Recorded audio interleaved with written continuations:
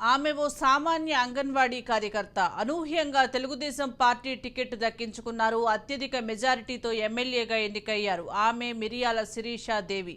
తనకు వచ్చిన తొలి జీతాన్ని ప్రజల కోసమే ఉపయోగించారు. 2 లక్షల జీతాన్ని ఉదారంగా ప్రజల కోసం ఖర్చు చేశారు శిరీషాదేవి. అంగన్వాడీ కార్యకర్తగా పనిచేస్తున్నారు. ఆమె భర్త విజయ్ భాస్కర్ నియోజకవర్గ తెలుగు యువత అధ్యక్షుడు. టీడీపీలో చురుగ్గా వ్యవహరించేవారు. దీంతో విజయ్ భాస్కర్ను కట్టడి చేసేందుకు ఎమ్మెల్సీ అనంతబాబు అతని అనుచరులు తీవ్ర ప్రయత్నాలు చేశారు. ఆయన వెనక్కి తగ్గకపోవడంతో భార్య ఉద్యోగాన్ని తీయిస్తామని బెదిరించారు. అన్నంత పని చేశారు. ఉన్నతాధికారులపై ఒత్తిడి చేశారు. తన వల్ల అధికారులు ఇబ్బందులు పడుతుండడాన్ని గమనించిన శిరీషాదేవి అంగన్వాడీ కార్యకర్త పోస్టును స్వచ్ఛందంగా వదులుకున్నారు. ఉద్యోగానికి రాజీనామా చేసి భర్తతో పాటు ప్రత్యక్ష రాజకీయాల్లోకి అడుగుపెట్టారు.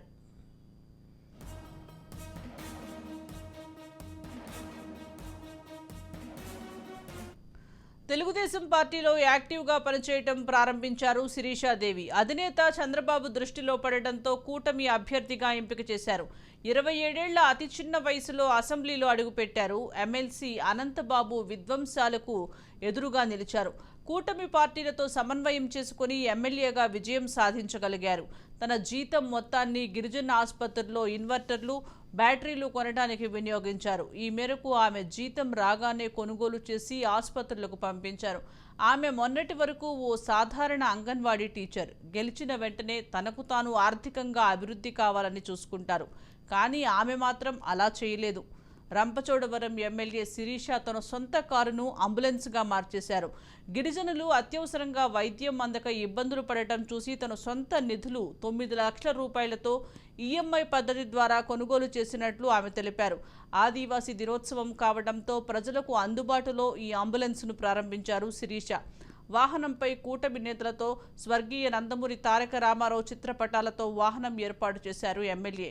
అత్యవసర వైద్య సేవలు, హఠాత్ మరణం, ఆసుపత్రిలో మృతి చెందిన మృతదేహాలను తమ ఇళ్లకు తరలించేందుకు గిరిజనుల కోసం భర్త విజయ్ భాస్కర్ సహకారంతో వాహనాన్ని ఏర్పాటు చేశారు ఎమ్మెల్యే శిరీషాదేవి.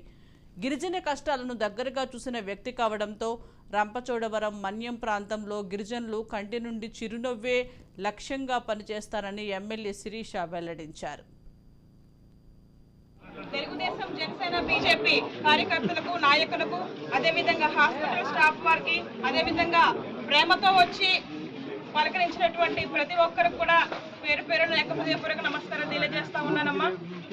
ముఖ్యంగా ఇక్కడే నేను ప్రతి అంగన్వాడీగా చేసినప్పుడు హాస్పిటల్లో ఉన్నటువంటి ఇబ్బందులన్నీ కూడా నాకు తెలుసు. మన డాక్టర్ గారి కింద నేను పనిచేశాను. అదేవిధంగా హెల్త్ అసిస్టెంట్ల కింద పనిచేశాను, ఆశా వర్కర్లు, ఏఎన్ఎంస్ కింద పనిచేశాం. కాబట్టి వీళ్ళతో నాకు మంచి కోఆర్డినేషన్ ఉంది. హాస్పిటల్లో ఉన్న పరిస్థితులు తెలుసు, అక్కడ పేషెంట్లు పడుతున్న ఇబ్బందులు కూడా నాకు తెలుసు. నేను ఎలక్షన్ అయిన వెంటనే కొంచెం ఫీవర్ వచ్చి హాస్పిటల్కి వెళ్తే ఒకరికి డెలివరీ అయింది. పాప నైట్ అయిపోయిందంట. ఆమె వాష్రూమ్కి వెళ్తే వాష్రూమ్లో డెలివరీ అయిపోయింది. కరెంట్ లేదు, ఇన్వర్టర్ పని చేయట్లేదు. ఆ హస్బెండ్ వచ్చి, అమ్మ నైట్ ఇలా డెలివరీ అయింది, కరెంట్ లేదు, ఒకవేళ ఏదైనా జరుగుంటే ఏంటి పరిస్థితి? మీరు ఎమ్మెల్యే అవ్వగానే మీరు గెలిచిన వెంటనే ఏదో ఒక యాక్షన్ తీసుకోండి, దయచేసి మాకు న్యాయం చేసి పెట్టండి. ఇలా ఎంతమందికి ఇలాంటి పరిస్థితులు ఎదుర్కొంటూ ఉన్నారు.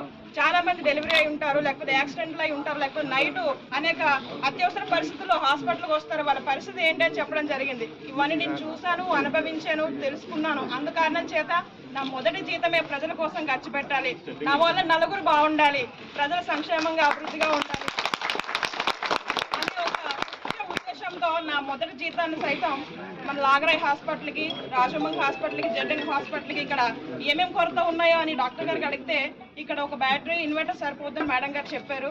ఆ రీతిగానే ఈ 3 హాస్పిటల్కి తీసుకొచ్చాము. ఇప్పుడు ఇక్కడ చాలా అవసరాలు కూడా చెప్పారు. వాచ్మెన్ కావాలన్నారు, అదేవిధంగా బెడ్స్ లేవన్నారు, ఇంకా మెడిసిన్స్ కూడా తక్కువ ఉన్నాయని గట్రా చెప్పారు. ఇక్కడ రేకుల షెడ్ కూడా కావాలని చెప్పారు. ఇవన్నీ కూడా దృష్టిలో పెట్టుకుని